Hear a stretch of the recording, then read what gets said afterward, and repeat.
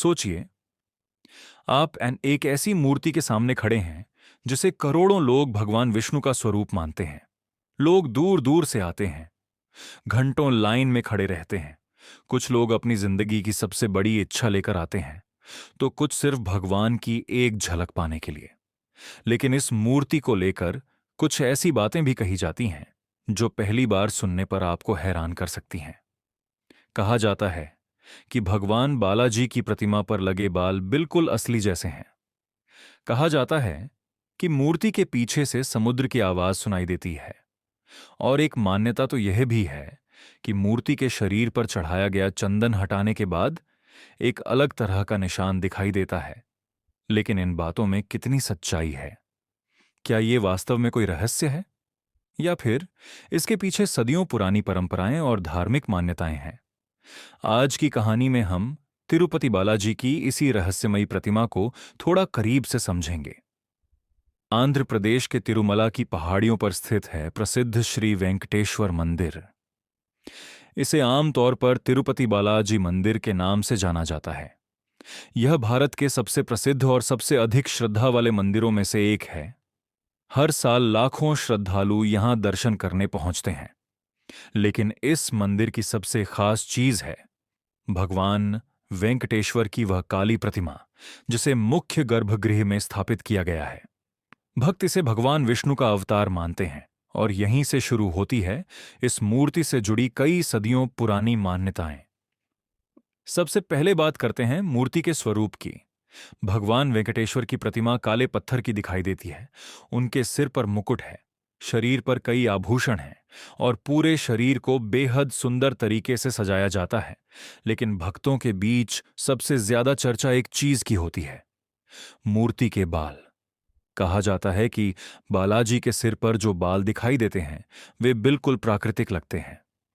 एक प्रसिद्ध धार्मिक मान्यता के अनुसार भगवान वेंकटेश्वर के सिर पर वास्तविक बाल हैं।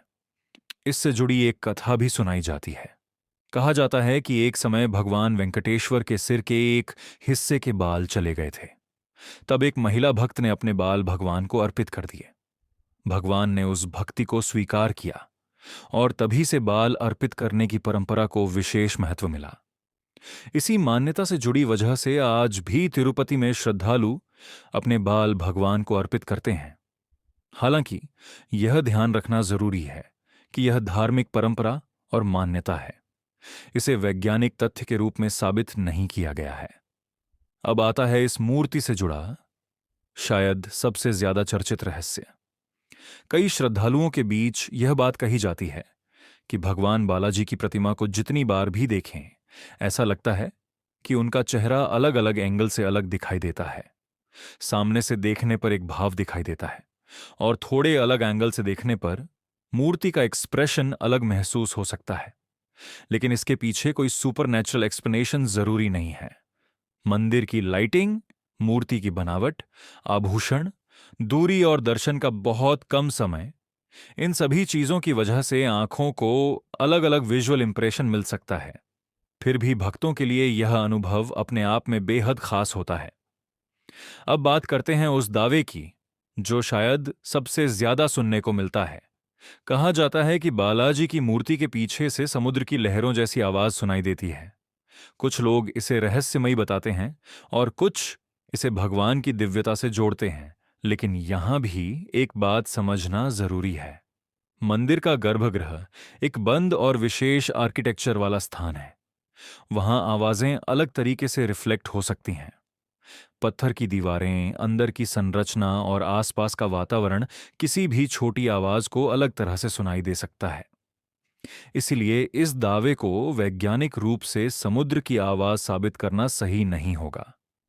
लेकिन धार्मिक दृष्टि से बहुत से भक्त इसे भगवान की उपस्थिति से जोड़कर देखते हैं। अब एक और इंटरेस्टिंग बात, भगवान बालाजी की प्रतिमा पर रोजाना अलग अलग प्रकार की पूजा और श्रृंगार किया जाता है। मूर्ति को विशेष वस्त्र और आभूषण पहनाए जाते हैं, और कुछ विशेष अवसरों पर अलग अलग प्रकार के अलंकरण किए जाते हैं। लेकिन सबसे महत्वपूर्ण बात यह है कि मंदिर की पूजा पद्धति बहुत व्यवस्थित और परंपरागत है। हर चीज का एक निर्धारित समय है। कौन सी पूजा कब होगी, कौन सा श्रृंगार कब होगा, कौन सा प्रसाद कब दिया जाएगा। इन सब की अपनी परंपराएं हैं। यही वजह है कि बाहर से देखने वाले व्यक्ति को कई चीजें रहस्यमय लग सकती हैं, लेकिन मंदिर के अंदर उनके पीछे सदियों पुरानी धार्मिक परंपरा होती है। अब सवाल आता है, बालाजी की मूर्ति आखिर कितनी पुरानी है? इसका जवाब आसान नहीं है। तिरुमला मंदिर का इतिहास बहुत पुराना है और अलग अलग समय में यहां मंदिर का विस्तार और निर्माण हुआ। मंदिर से जुड़े ऐतिहासिक और धार्मिक रेफरेंसेस कई सदियों पुराने हैं, लेकिन वर्तमान प्रतिमा की एग्जैक्ट एज को लेकर अलग अलग दावे मिलते हैं। यही कारण है कि इंटरनेट पर मिलने वाले हर दावे को सच मान लेना सही नहीं है। इतिहास और धार्मिक परंपरा दोनों को अलग अलग समझना जरूरी है। अब एक और मान्यता सुनिए। कहा जाता है कि भगवान वेंकटेश्वर ने यहां भगवान विष्णु के रूप में प्रकट होकर भक्तों की रक्षा की थी। तिरुमला से जुड़ी धार्मिक कथाओं के अनुसार भगवान विष्णु ने कलयुग में मानवता के कल्याण के लिए वेंकटेश्वर का रूप धारण किया। इसीलिए उन्हें कलयुग का प्रत्यक्ष देवता भी कहा जाता है। भक्तों का विश्वास है कि इस युग में जो व्यक्ति सच्चे मन से भगवान वेंकटेश्वर की शरण में आता है, भगवान उसकी सहायता करते हैं। इसी विश्वास के कारण लोग अपनी कमाई का हिस्सा दान करते हैं, बाल अर्पित करते हैं और दूर दूर से सिर्फ कुछ सेकंड के दर्शन के लिए घंटों इंतजार करते हैं। और शायद तिरुपति बालाजी की सबसे बड़ी कहानी यही है। यह सिर्फ एक मूर्ति की कहानी नहीं है, यह विश्वास की कहानी है। एक ऐसी जगह की कहानी है जहां करोड़ों लोग अपनी परेशानियां, उम्मीदें और इच्छाएं लेकर पहुंचते हैं। आप चाहे इन रहस्यों को धार्मिक दृष्टि से देखें या ऐतिहासिक दृष्टि से, एक बात को नकारना मुश्किल है, तिरुपति बालाजी का प्रभाव बहुत बड़ा है। लोग यहां सिर्फ भगवान की मूर्ति देखने नहीं आते, वे अपने भीतर की उम्मीद लेकर आते हैं। किसी को नौकरी चाहिए, किसी को परिवार के लिए प्रार्थना करनी है, किसी को किसी मुश्किल से निकलने की उम्मीद है और किसी के लिए बस भगवान के सामने कुछ पल खड़े होना ही काफी है। तो क्या बालाजी की मूर्ति में सचमुच कोई सुपरनैचुरल रहस्य छिपा है? इस सवाल का निश्चित वैज्ञानिक जवाब हमारे पास नहीं है।